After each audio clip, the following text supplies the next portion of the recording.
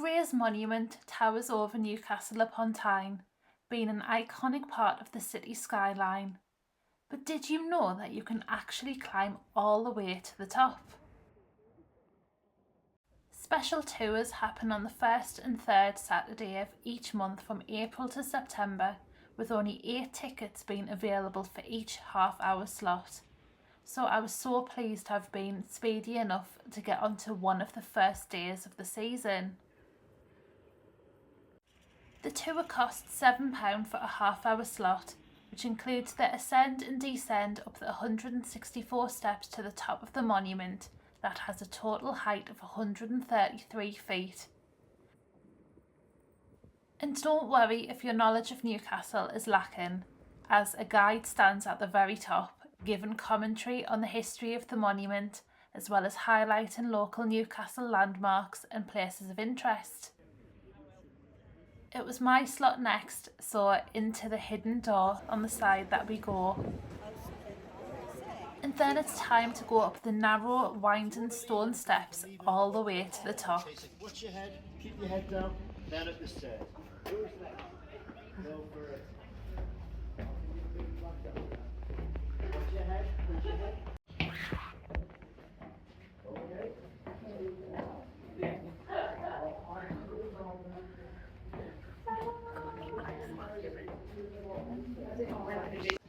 It really felt like the steps were going on forever, so definitely a good leg workout. And you can glance at the peepholes on the stone on your way up to gauge how far that you have to go.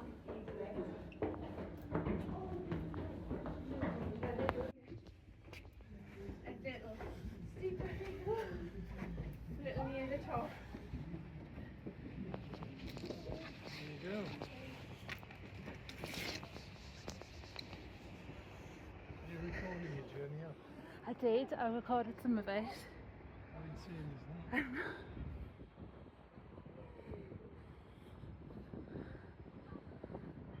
My legs were like jelly after all of those steps, so after a second to acclimatise, it was time to look at the incredible 360 views of Newcastle. I love that there's so much to see from each side and different landmarks to spot, as well as appreciating the differences in architecture. The metal frame around the plinth is quite high, so I felt really secure being up there. And the horizontal gap is the perfect size to be able to get good landscape photography without feeling that you have to lift your camera or your phone over the top. I love a good skyline, so this felt really special to see a view of Newcastle that a lot of people don't get to see. And it was funny to see everyone below looking like little ants. You can catch a glimpse of a 4-metre depiction of Earl Charles Grey towering above us in Portland stone. He was the Prime Minister during the 1830s, passing the Great Reform Act in 1832, giving the right to vote to more of the population. The building of the monument was put into the control of Joseph Welch, who previously built the Ousbourne Viaduct and the Bellingham Bridge, with the construction taking less than a year to complete. And Gray's statue was designed by sculptor Edward Hodges Bailey, who was the creator of Nelson's statue at the Trafalgar Square in London. If I had to pick a favourite side, it would have to be looking down Grey Street with the amazing views of the Georgian Granger town.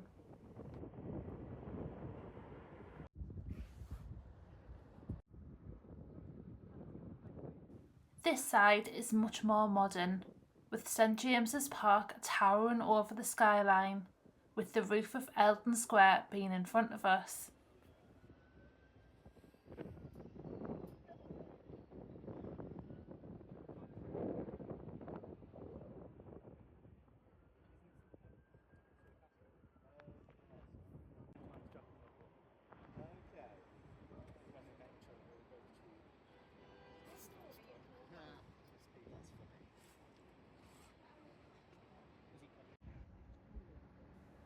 You could see so many views and different landmarks, from the bridges on the quayside to the construction work on Pilgrim Street, and the guide said on a sunny day you can even see across to the Angel of the North, and across to Sunderland as well.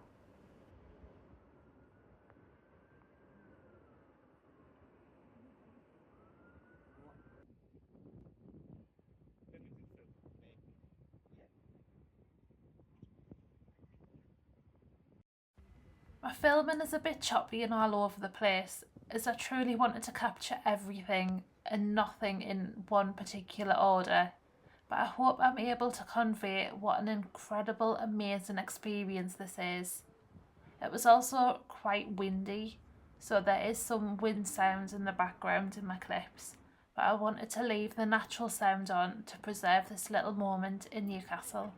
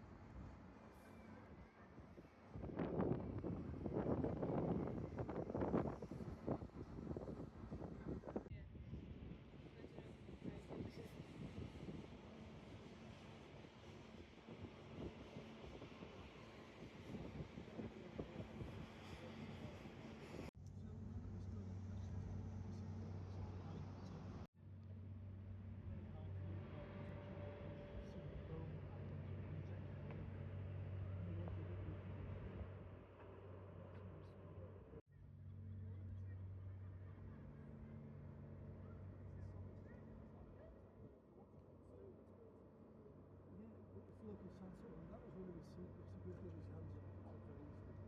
Two places, Kenton.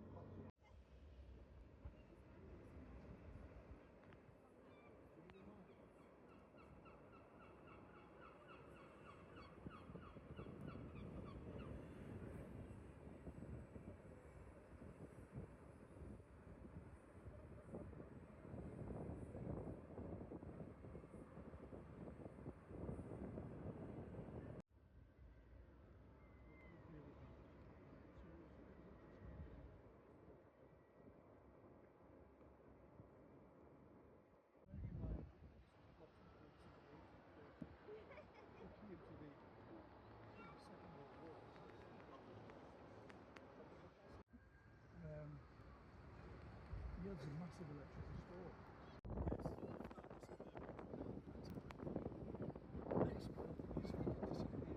The ready-made sign which says, "Our prices are so low, Earl Grey came down to check them out." Which I think is just brilliant, isn't it? How do you come up with that overnight? Overnight. So the pumping head of aristocrats.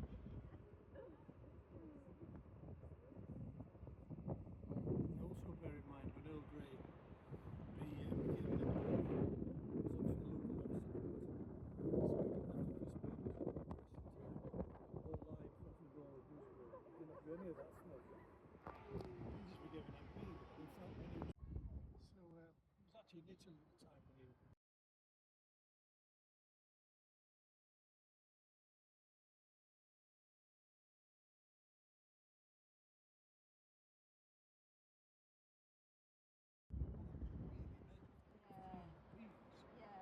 you know, she had the biggest investors in the North East were the Trevelyan family. The Trevelyans were the biggest investors. In today's money, the smallest names in the North, about 35 million.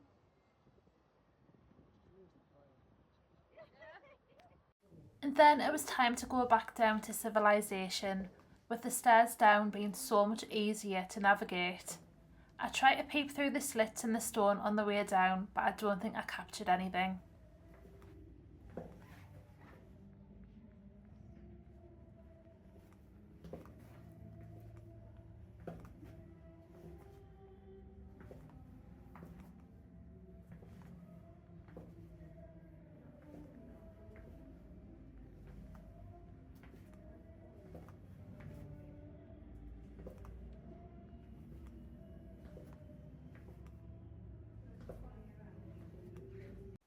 I hope you loved this look at the top of Grey's Monument in Newcastle.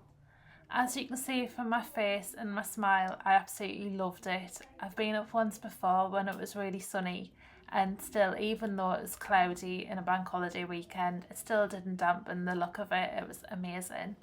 If you want to give it a go for yourself, keep an eye on Newcastle Guide's Facebook page or the Newcastle Gateshead website for the next dates to go live, and set an alarm because tickets go really quick. It was so much easier coming down compared to going up, and it was just an amazing experience, so I really, really highly recommend it. If you enjoyed this and would like to see more videos like this from me, please subscribe if you haven't already, and like the video and maybe give me a comment, and I'll see you soon.